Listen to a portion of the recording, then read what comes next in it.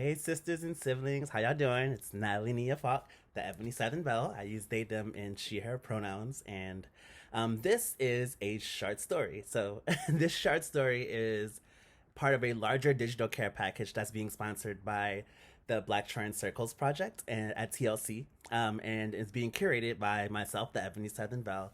And so we were wondering what are some of the things that should go into a digital care package. And we thought it would be cool to have a short story written by a black transgender non-conforming person. And so hopefully as we expand the digital care package, your story can be in there too. So if you write, please send us some stuff because we want to add to the care package.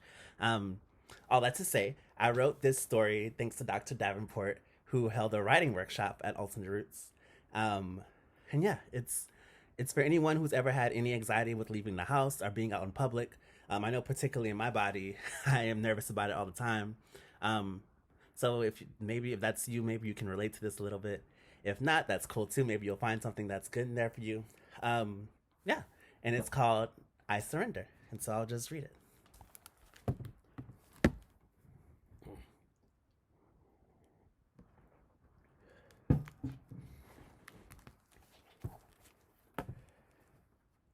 If it's out there, then I'll find it. If it feels good, then I'll try it. Yeah, this time, yeah, I'll surrender. She had been here before, yet somehow had not gained any better at it, gotten any better at it. Stuck between a desire for self care and a desire to be brave, sitting in the cold, lighting her cigarette, she scanned the area nervously. Same old working class neighborhood, same old laughter could be heard, same old conversations could be heard. She took a drag and immediately the nicotine had her heart rate faster. And per usual, that's when it started. Look at her. She knows she ain't doing nothing. She needs to move. She's scared. He is scared. He ain't shit. Just like that, the she's became he's. In the same old cycle. And here she was again, and yet she had no new tools to stop the verbal and energetic attacks. She wasn't sure why they didn't love her or why they didn't care for her. She just knew that that was a public appearance meant a public attack. And for this black trans femme, it meant that every time she was outside, she ended up shaking, nervous, and scared. It meant she had to put on an armor anytime she wasn't in her bedroom, and it's probably why she stayed in bed so much.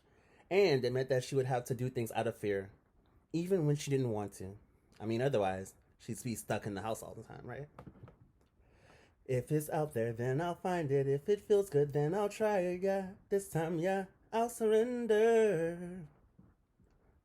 So every night and day, she struggled, leaning into her ancestors for strength. And when she stepped out, it was a ballad of he's instead of she's. And even when she's truly should have been days because she didn't really believe in gender. And she knew she was a celestial being, something bigger than that.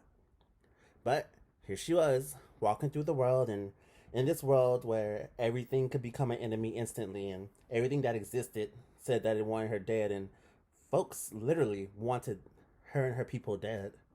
She was out here. She was scared, but she was protected, and she used her inherent magic in chasing herself whenever she went out. She surrounded herself and surrendered to her instincts, and she surrendered to the universe.